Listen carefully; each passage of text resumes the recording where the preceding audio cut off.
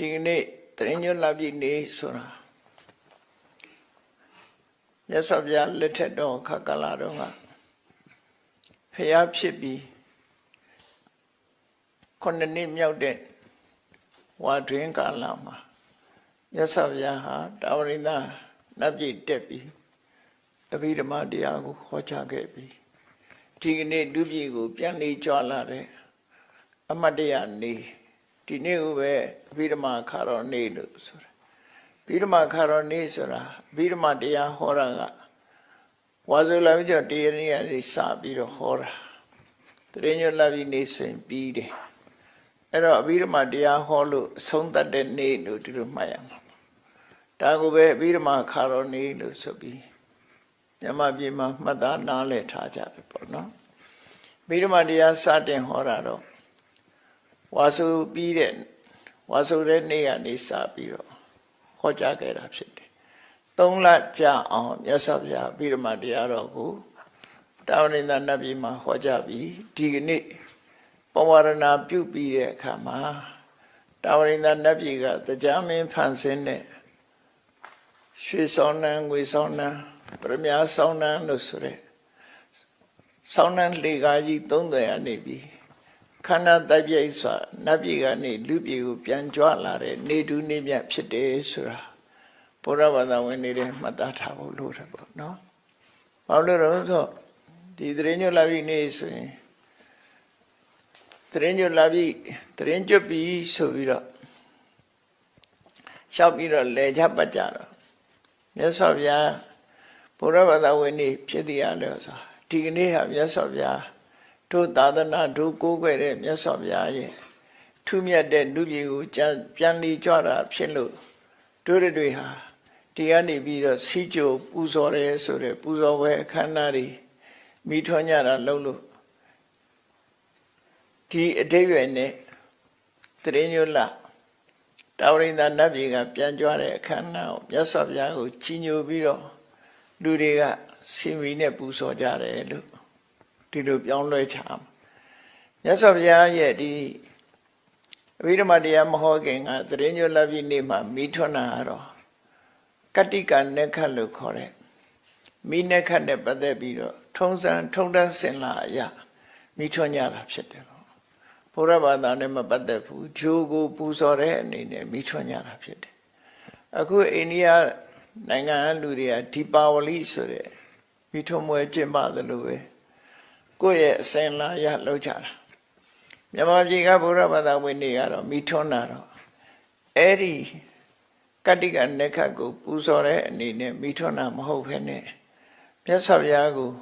ကြိုဆိုနှုတ်ဆက်ပူဇော်တဲ့အနေနဲ့ဒီကနေ့တရင်ညွတ်လာပြီနေ့မှာမိထွန်းတယ်တို့ဒီလိုအဓိပ္ပာယ်ပြောင်းပြီးမှတ်မယ်ဆိုရင်ကိုလုံးတဲ့အလုပ်ဟာအဓိပ္ပာယ်ရှိပြီးကုသိုလ်ကောင်းမှုကုသိုလ်ရတဲ့လုပ်ငန်းဖြစ်သွားတယ်အဲ့လိုမဟုတ်ဘဲနဲ့နက္ခတ်ပွဲအနေနဲ့မိထွန်းတယ်မိအလှဆင်ပြီးတော့မိထွန်းတယ်ဆိုရင်နတ်ပူဇော်တဲ့ပုံစံမျိုးဖြစ်တယ်ပေါ့ဘုရားဘာသာတွေကတော့ပြောင်းလိုက်တာဒါဒီဖျားကိုးစုပူဇော်ဝဲဆိုတာလည်းပဲအဲ့ဒါလိုပြောင်းထားတာဖျားကိုးစုဆိုတာဂျိုကြီးကိုလုံးကိုပူဇော်တာငကောကဘုရားဘာသာဖြစ်လာတဲ့အခါမှာဂျိုးပူဇော်တာမဟုတ်တော့ပဲနဲ့ဖျားကိုးစုကိုပူဇော်တယ်ဆိုတဲ့အဓိပ္ပာယ်ရှိတဲ့ပူဇော်မှုဖြစ်လာဂျိုးပူဇော်တာကတော့ကုသိုလ်ရမှာမဟုတ်ဘူးပေါ့နော်မြတ်စွာဘုရားကိုပူဇော်တာဆိုတော့ပူဇော်တိုက်တဲ့ပုဂ္ဂိုလ်ပူဇော်တာဖြစ်သောကြောင့်အတိုင်းမသိများစွာအကျိုးရှိတဲ့ကုသိုလ်ရတယ်စိတ်ထဲမှာအာယုံပြုလိုက်ရုံနဲ့ပဲကုသိုလ်တွေအများကြီးဖြစ်သွားပြီးတော့အဲ့ဒီဝန္တာပိတိကုသိုလ်ဟာဖယားနဲ့ပတ်သက်ပြီးဝန္တာပိတိကုသိုလ်တာမန်လို့မအောင်မေ့တယ်နဲ့ဥပမာမဲ့ကြည့်စိန်ကြောက်ကလေးဟာကိုယ့်လက်ထဲမှာသေးသေးလေးဒါပေမဲ့အဲ့ဒီစိန်ကြောက်ကလေးရဲ့တန်မိုးဟာစိန်လေးရဲ့တန်မိုးဟာဘယ်လောက်ကြီးတော့ဆိုလိုင်းခင်းတဲ့ကြောက်အစည်းတရာရောင်းတာနဲ့ဒီစိန်ကလေးတစ်ပွဲနဲ့မတူဘူးเนาะအဲ့တော့တန်မိုးချင်းกว่าတယ်လေကြောက်တော့ကြောက်ပဲလိုင်းခင်းတဲ့ကြောက်ဟာကားကြီးတွေနဲ့အစည်းတရာတိုက်ပြီးတော့ချတန်မိုးဒီကြောက်ကလေးတစ်ပွဲရင်တန်မိုးမတန်မှกว่าတယ်အဲ့ဒါလိုပဲကုသိုလ်ကောင်းမှုမှာတန်မိုးချင်းกว่าတတ်တယ်အဲ့တော့တန်မိုးရှိတဲ့ဟာကိုရအောင်ဒ တို့လောက်ရမယ်ဆိုတဲ့နှလုံးသွင်းတရားလေးထားပြီးတော့အစင်လာမှုလောက်ထမဟုတ်ပဲနဲ့အထိပ္ပယ်ရှိရှိတို့ဘာဖြစ်လို့တရင်ညွတ်လာပြီးမှမိထွန်းတယ်လေဖះကိုပူဇော်တယ်လေဆိုရင်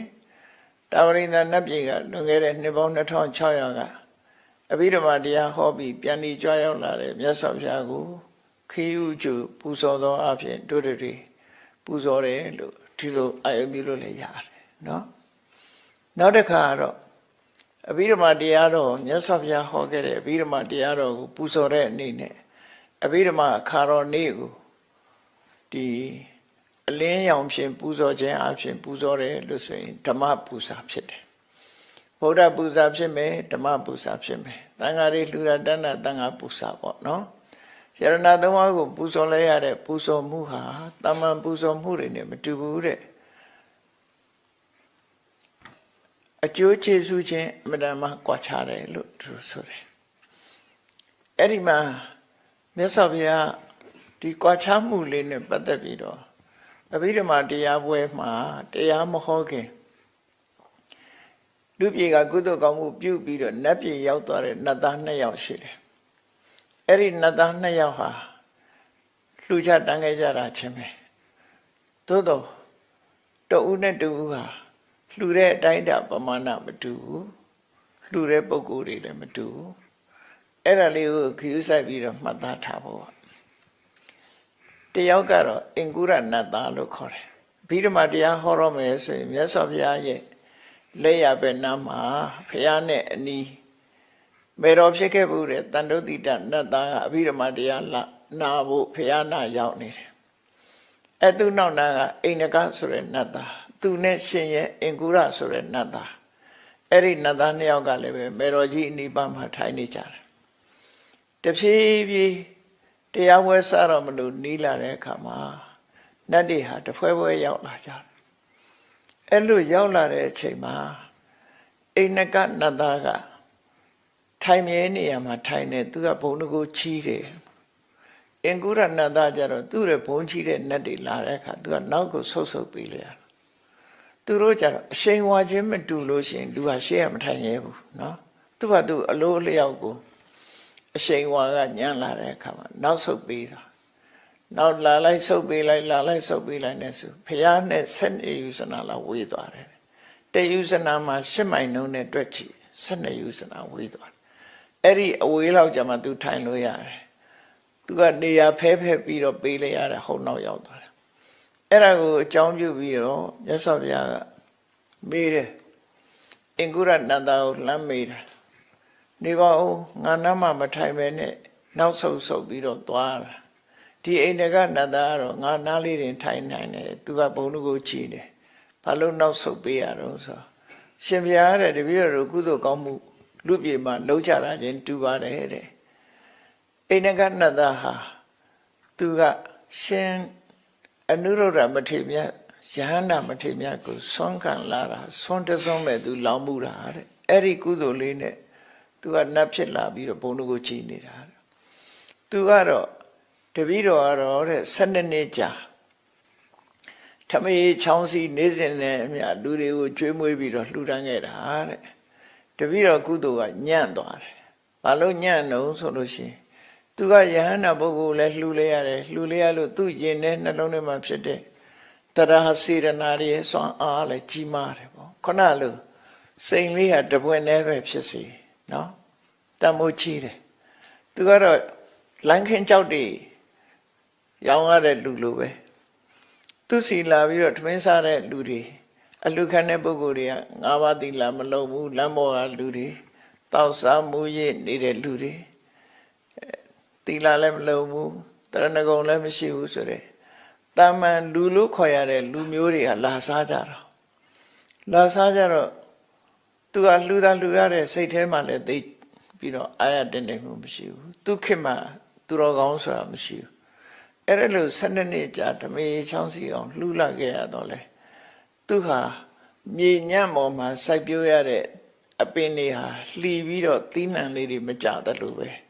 သူလုပ်ခဲ့တဲ့အလှူဟာလည်းပဲညံ့ဖြင်းခဲ့ရပါတယ်ဒါကြောင့်မို့သူ့ရဲ့အရှိန်ဝါမရှိပါဘူး နတ်တော်ဖြစ်တယ်ဒါပေမဲ့အရှိန်ဝါခြင်းမတူဘူးလို့ဆိုလို့လူလိုပြောရင်တော့ယာထူးငယ်တယ်ပေါ့နော်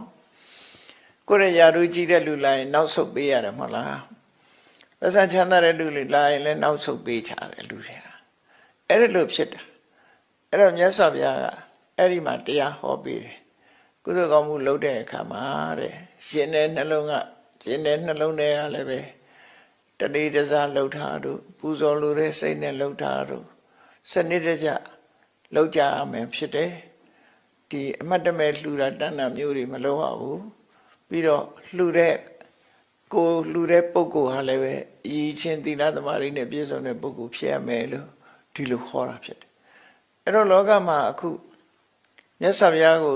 ပူဇော်လိုက်မယ်ဆိုရင်ဘုရားလောက်အည်ချင်းရှိတဲ့ပုဂ္ဂိုလ်မရှိဘူးလေဘုရားဟာအမြင့်မြတ်ဆုံးပုဂ္ဂိုလ်ဖြစ်တော့အခုလိုသရေညွှန်လာပြီးနေခန္ဓာမယမှာတာဝတိတနတ်ပြည်ကကြွလာတယ်ဘုရားကိုငါတို့ပူဇော်ရတယ်လို့စိတ်ထဲမှာအလောက်ညွှန်လိုက်ရင်ကိုပဲကုသိုလ်ကောင်းမှုတွေအများကြီးရတယ်ပူဇော်နိုင်တာတွေကအမျိုးမျိုးရှိတယ်ခုနက7 ပါးသီလဆောက်တည်လိုက်တယ်ဒီသီလဖြင့်မြတ်စွာဘုရားကိုပူဇော်ပါ၏ဆိုရင်ဟောတရားနဲ့ပူဇော်တယ်လို့ခေါ်တယ်ဒီကနေ့ငါ7 ပါးသီလဆောက်တည်ပြီးတော့ဥပုသ်ဆောင်လိုက်မယ်ဒီဥပုသ်သီလဖြင့်မြတ်စွာဘုရားကိုပူဇော်ပါတယ်ဖျောင်းနိုင်လေးတိုင်းထွန်းရင်လည်းဒီမိတိုင်းလေးဖြင့်မြတ်စွာဘုရားကိုအလင်းတက်နဲ့ပူဇော်ပါတယ်လို့ပန်းလေးတစ်ပွင့်လှူရင်လည်းဒီပန်းဟာတာဝရိန္ဒနတ်ပြည်ကအဘိဓမ္မာတရားဟောပြီးပြန်ကြွခဲ့တဲ့မြတ်စွာဘုရားကိုမျှော်မှန်းပြီးပူဇော်ပါတယ်ဆိုရင်ပူဇာရဟေပူဇေယတော်ဗုဒ္ဓေဝယတိဝတာဝကိပပ္ပင်္စာသမတိတ်ကံတိတိဏ္ဏသောကပရိတဝေစိတ်ဟာတန်ဖိုးမဖြတ်နိုင်တယ်လို့ပဲအဲ့ဒါလို့ပူဇော်လိုက်တဲ့ပုဂ္ဂိုလ်ပူဇော်လိုက်ရတဲ့ကုသိုလ်ကောင်းမှုဟာတန်ဖိုးကြီးတယ်လမ်းခင်းတဲ့ကြောက်ကိုရောင်းလိုက်ရတဲ့ငွေတုပ်ကဘယ်လောက်မှမရှိဘူးစိန်တပွင့်ရောင်းလိုက်ရတဲ့ငွေတုပ်ကြီးကြီး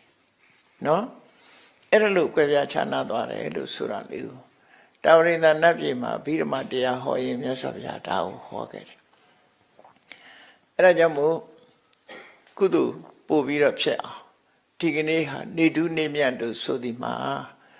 မြတ်စွာဘုရားတာဝရိန္ဒနတ်ပြည်ကပြန်ကြွတဲ့အဘိဓမ္မာအခါတော်နေ့ဖြစ်တယ်ဆိုတာတစ်ခုမြန်မာလူမျိုးတွေအစဉ်လာရဗုဒ္ဓဘာသာမဖြစ်ခင်ကသတရင်ညွတ်မိထုံးပွဲတွေလုပ်ကြတယ်ဒါကဘာသာတရားနဲ့မသက်ဆိုင်ဘူးเนาะအဲ့ဒီကနေပြောင်းလဲလိုက်တဲ့အခါဘာသာတရားဆိုကုသိုလ်ကောင်းမှုရသွားတယ်အများကြီးနောက်တစ်ခုကတော့ဒီနေ့ဘဝရဏနေ့လို့ခေါ်တယ်ဘဝရဏဆိုဒီမှာရဟန်းတော်တွေဟာအတူတူကနေထိုင်ကြပြီးတော့ဝါလသတရင်ဝါလကျွတ်ပြီးဆိုရင်ခီးထွက်ကြတယ်ဟိုနဲ့ဒီနဲ့နေကြတယ်ရှေးတုန်းကတော့အမြဲနေတဲ့နေရာမရှိကြဘူးဒါကြောင့်မို့ခီးထွက်ကြမယ်ခီးထွက်တဲ့အခါဒီဘဝရဏဟာတကယ်ယဉ်ကျေးမှုတစ်ခုပဲဒီယဉ်ကျေးမှုကဘာလို့ဆိုလို့ရှိရင်ကိုမပြောရဲမဆိုရဲမရှိစေရဘူးတယောက်နဲ့တယောက်ပွင့်ပွင့်လင်းလင်းပြောပါဆိုပါလို့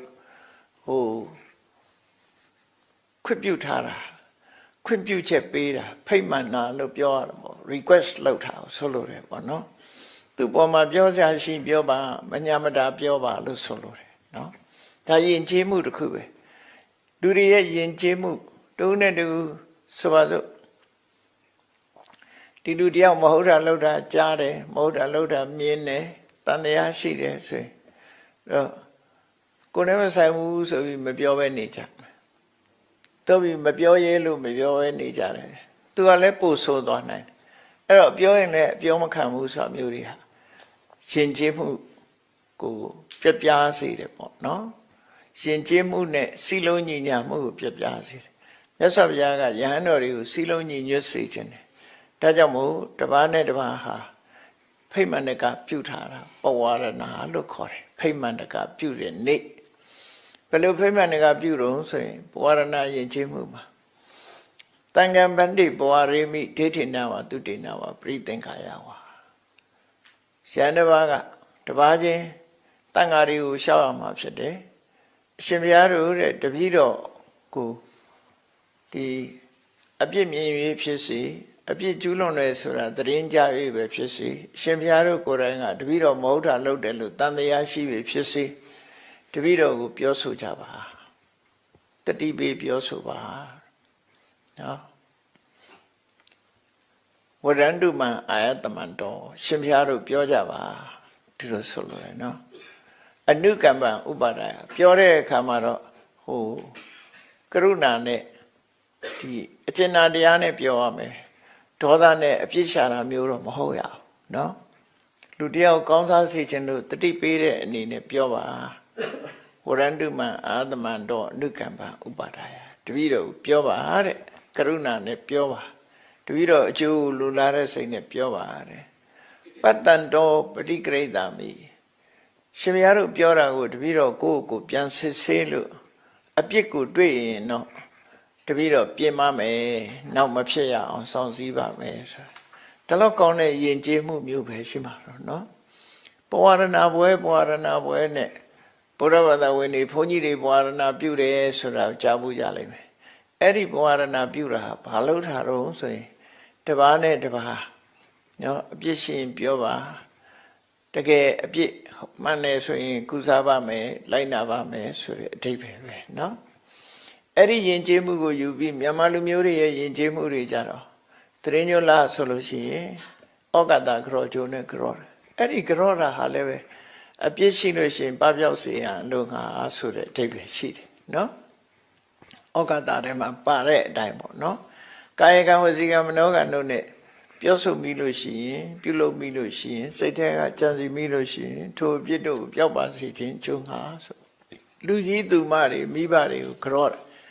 ဒါတော့ကောင်းတဲ့ယဉ်ကျေးမှုမျိုးပဲရှိမလဲကဘာမှမရှိတဲ့ယဉ်ကျေးမှုအဲ့တော့ကိုယ်ယဉ်ကျေးမှုမျိုးကိုမျက်နှိုးချရမှာဖြစ်တယ်ပေါ့နော်ဒါလောကလူတွေဟာပြင်းမာခြင်းကြောင့်ရရှိရတဲ့အပြစ်ဆိုတာရှိတတ်တယ်အဲ့ဒီအပြစ်ကိုလူကမသိဘူးကိုကတော့ပြောလိုက်တာပဲပြောလိုက်ပြီးမတောင်းမှန်မဲနေလို့ရှိရင်အဲ့ဒီအပြစ်ကဘာဖြစ်တုံဆိုလို့ရှိရင်သူလုံးသမျှအောင်မြင်မှုတွေကိုအဟံတားဖြစ်တယ်မအောင်နိုင်ဘူးသူဒီဘဝမှာလည်းပဲချမ်းသာဒုက္ခရဖို့ခက်သွားတယ်မိဘကိုစော်ကားပြီးပြန်မတောင်းမှန်မှုဒီမကောင်းတဲ့စိတ်နဲ့လုပ်တယ်ဆိုလို့ရှိရင်သူ့ရဲ့ဘဝတိုးတက်မှုတွေဟာထင်တယ်လို့မတိုးတက်ဘူးအဟံတားတွေဖြစ်လာတယ်တည်တဲ့အခါလဲဒီအဖြစ်ကြောင့်ဒုက္ခရောက်တယ်မတောင်းမှန်လို့ရှိရင်တခါတခါကိုကမြင်တာကတစ်မျိုးသူဖြစ်တာကတစ်မျိုးမှာအပြစ်ပြောမိတဲ့ပုဂ္ဂိုလ်တွေဟာနောက်မှကြလို့ရှိရင်အဲ့ဒီတိုင်းသွားဖြစ်တတ်တယ်ကြောက်ရတယ်ပေါ့ဒါမှမဟုတ်ဒီတန်တရားခရီးသွားအမှားမလုံးမိစေနဲ့ဆိုတဲ့မှာကြည့်တန်တရားခရီးသွားနေတဲ့အချိန်မှာအထင်မှားအမြင်မှာဖြစ်ပြီးတော့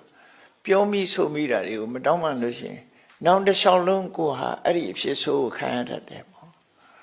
တခါတော့ကအမျိုးသမီးတယောက်ဟာဘုရားရှိခိုးဘုရားဘူးသွားတယ်စေတီပထိုးပေါ်မှာဒီအညစ်အကြေးတွေတွေ့တဲ့အခါမှာသူကစေရနာလေးနဲ့ကိုယ့်အကိုတန်ရှင်းအောင်လုပ်လိုက်ရင်ပြီးတော့အဲ့ဒါလို့မလုပ်ဖဲနဲ့သူကဘာပြောတော့ဘာမတွေညာမတွေနဲ့ဆဲဆိုပြီးတော့လုပ်တယ်နော်ဘယ်ဟာမတွေကလှုပ်သွားတာတုံးဆိုပြီးတော့ဆဲဆိုတယ်အဲဆဲဆိုသည့်အပြစ်ကြောင့်မလို့သူကဖြစ်လျာဘဝမှာအဲ့ဒါမျိုးဖြစ်သွားတယ်နော်ဒီကိုကလှုပ်လိုက်တဲ့အပြစ်တစ်ခုကကိုယ့်ပေါ်ပြန်ဆွတ်တယ်အဲ့ဒါကိုတတိထားရတယ်နေ့စဉ်ဘဝမှာနေလို့ရှိရင်လည်းကိုကကောင်းတာလှုပ်ဆိုးတာလှုပ်ကိုလှုပ်တဲ့အလုပ်ဒီကိုစီပြန်ရောက်တယ်ကိုစီပြန်ရောက်လာတယ်ကြားဖို့ကြလိမ့်မယ်ဒီAustralia Aborigines လူရိုင်းနေရှိတယ်ကျွန်းနေလူမူလာကျွန်းနေလူသားတွေနော်မူလာကျွန်းနေလူသားတွေAustralia Aussie လို့ခေါ်နေတယ် Australia နိုင်ငံမှာသူတို့သုံးတဲ့လက်နက်တစ်ခုကဘူမရင်းလို့ခေါ်တယ်ကောက်လက်နက်ကခတ်ကောက်ကြည့်အဲ့ဒါပြစ်လိုက်လို့ရှင်သူစီပြန်ရောက်လာသူ့ထဲပြန်ရောက်လာအဲ့ဒါလိုပဲလူတယောက်ကကိုပြောလိုက်တဲ့စကားကိုတွေးလိုက်တဲ့အတွေးကိုလှုပ်လိုက်တဲ့အလုပ်တစ်ခုဟာအကျိုးအနေနဲ့ကိုစီပြန်ပေါ်လာတတ်တယ်အဲ့ဒါကံကြမ္မာရဲ့သဘာဝပဲဘယ်သူမှလှုပ်တာမဟုတ်ဘူးเนาะကိုလှုပ်တာကိုကဥမာမဲ့လူတယောက်ကိုဒီအထင်မြင်လွဲမှာပြီးစိတ်ဆိုးမှန်ဆိုးနဲ့ဒီဆဲလိုက်မယ်၊ကြွယ်ရပဲဖြစ်စီပြောလိုက်မယ်ဆိုလိုက်မယ်ဆိုအဲ့ဒီအဖြစ်ဆိုးဟာကိုယ်စီပြန်ရောက်တယ်ကိုယ်စီပြန်ရောက်တယ် မလွဲမသွေပြန်ရောက်လာတတ်တယ်ကောင်းတာလုပ်ရင်လည်းကောင်းကျိုးတွေကိုယ်စီရောက်လာနိုင်တယ်မကောင်းတာလုပ်ရင်လည်းမကောင်းကျိုးတွေရောက်လာတယ်အဲ့ဒါတွေရောက်လာတတ်တဲ့သဘောတရားတွေကိုမှတ်သားပြီးတော့ကိုယ်စီမှာကောင်းကျိုးချမ်းသာတွေကြီးရောက်စေခြင်းလို့ရှိရင်ပတ်ဝန်းကျင်နဲ့ဆက်ဆံတဲ့အခါမှာမမှန်ကန်တဲ့အတွေးတွေနဲ့မမှန်ကန်တဲ့စိတ်ဓာတ်တွေနဲ့တစ်ဖက်သားကို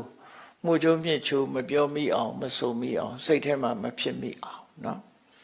တခါတော့ကဒီဇနီးမောင်နှံနှစ်ယောက်ဟာပျော်ပွဲစားထွက်လာတယ်ပျော်ပွဲစားထွက်တဲ့အခါကျတော့လမ်းမှာယဟန္တာတစ်ပါးနဲ့တွေ့တယ်ယဟန္တာတစ်ပါးနဲ့တွေ့တော့သူတို့ကလှူတယ်လှူလိုက်ပြီးတဲ့အခါမှာဆုတောင်းတယ်သူတို့ဆုတောင်းလိုက်တဲ့အခါသူတို့ဆုတောင်းပြည့်မှာပဲဆိုပြီးတော့အဲ့ဒီယဟန္တာကပြုံးလိုက်တာပြုံးလိုက်တဲ့အခါကိုသူတို့ကဗာပြောတော့ဆိုအမျိုးသမီးလှုပ်တဲ့လူကဟင်ဒီကိုရောကပြုံးနေတယ်ဇတ်တပင်ကနဲ့တူတယ်လို့ပြောနော်သူတို့ဇတ်တပင်ကတဲ့လူတွေတွေ့တယ်မဟုတ်လားပြုံးနေတာပဲလေအမြဲတမ်းပြုံးကျင်လားမပြုံးကျင်လားလည်းမသိပြုံးနေရတာပဲသူတို့ကနော်ဇတ်ပွဲကတဲ့လူတွေကအမြဲတမ်းပြုံးနေကြရတာလေကပြီဆိုအဲ့ဒီကိုရောကပြုံးနေဇတ်တပင်ကနဲ့တူတယ်တချင်းတယ်နဲ့တူတယ်လို့အမျိုးသမီးလှုပ်တဲ့လူကသူကသူပြောလိုက်တာပြောတော့ယောက်ျားလှုပ်တဲ့လူကလည်းဟုတ်မှာပေါ့လို့ထောက်ခံချက်ပေးနောက်ကြတော့ယောက်ျားလှုပ်တဲ့လူကဒီတထေးသားဖြစ်တယ်အဲ့ဒီသူ့အမျိုးသမီးကဘာဖြစ်တုံးဆိုတပင်နဲ့မျိုးရိုးတဲ့သွားဖြစ်ပြီးတော့ပွဲကနေရတာခုခေတ်ကတော့ဟိုအနုပညာတဲ့ဆိုပြီးတော့လူတွေကသဘောကျကြတယ်နော်ရှေးခေတ်ကတော့သဘောမကျကြဘူးအပွဲကနေရတယ်ပွဲကနေတော့ခုနကဟုတ်မှာပေါ့ကွာလို့ပြောလိုက်တဲ့သူယောက်ျားကလည်းပဲတထေးသားဖြစ်ပြီးတထေးသားဘဝကိုစွန့်လွတ်ပြီးသူကပဲလိုက်ပွဲကရတဲ့အဆင့်ရောက်တယ်အဲ့ဒီဇလန်းအကြောင်းကိုပြောတဲ့အခါမှာသူတို့ယဟန္တာကိုပြစ်မှားပြီးပြောခဲ့လို့တဲ့ဒါလည်းဖြစ်တယ်လို့ဆိုတယ်နော်အဲ့တော့ကံကြမ္မာရဲ့သဘာဝတရားကသူကအမှားတစ်ခုမလုပ်လိုက်နဲ့လုပ်လိုက်လို့ရှိရင်ဘူမရင်ဆိုရလေလက်နဲ့ကြည့်လို့ကိုယ်စီပြန်ရောက်တယ်အဲ့ဒါတတိထားရတယ်နော်ကိုယ်စီပြန်ရောက်လာနိုင်တယ်ဟိုပုဂ္ဂိုလ်ကမြင့်မြတ်တဲ့ပုဂ္ဂိုလ်ဆိုရင်ပို့ဆိုးတယ်အဲ့ဒါဒီတုပ္ပဗုဒ္ဓထင်တယ်သူကပိစိကဗုဒ္ဓကဝတ်ထားတဲ့အဝတ်ကလည်းပဲ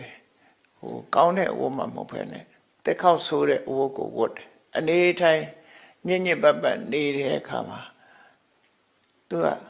ဘယ်ကအနုကြီးလည်းမသိဘူးလို့ပြောလိုက်တာအဲသူဟာဖြစ်တဲ့ဘဝမှာအနုတွေဖြစ်တယ်နော်သွားပြီးတော့ပြောလိုက်တာအဲ့ဒါကြောင့်မို့လို့ကိုလှုပ်တဲ့လှုပ်တွေကိုပြောတဲ့စကားတွေကိုစိတ်ကူးတာတွေကကိုစီကိုပြန်ရောက်လာတတ်တယ်တဲ့အဲ့ဒါလို့မဖြစ်အောင်ကိုယ်ကိုတတိထားကြရမှာဖြစ်တယ်ပေါ့နော်ခုနကပဝရဏယဉ်ကျေးမှုဆိုတာဟာဒီကိုပြည့်ရှင်ပြောပါအဲ့ကြရင်တောင်းပန်တဲ့ဟာကိုတောင်းပန်လို့ခုနအပြစ်တွေဟာကြည်အေးပပျောက်သွားနိုင်တယ်ပေါ့ဒါကြောင့်မို့ဒီယဉ်ကျေးမှုအရာဘုရားဘာသာဝင်တို့အတွက်ဒီတရင်ညွတ်လာပြီနေဆိုတာနေတူနေမြဖြစ်တယ်နေတူနေမြအခါသမယမှာလှူချရတယ်တန်ကြရတယ်ကုသိုလ်ကောင်းမှုတွေလုပ်ကြရတယ်တို့တွေဟာပြောရလဲပြောပေါ့ကုသိုလ်စိတ်လေးနဲ့လဲထားပေါ့အမှားတော့မလုပ်နဲ့ပေါ့နော်အဲ့ဒါလိုနေထိုင်ပြီးတော့ကုသိုလ်ကောင်းမှုလုပ်ကြမှာဖြစ်တယ်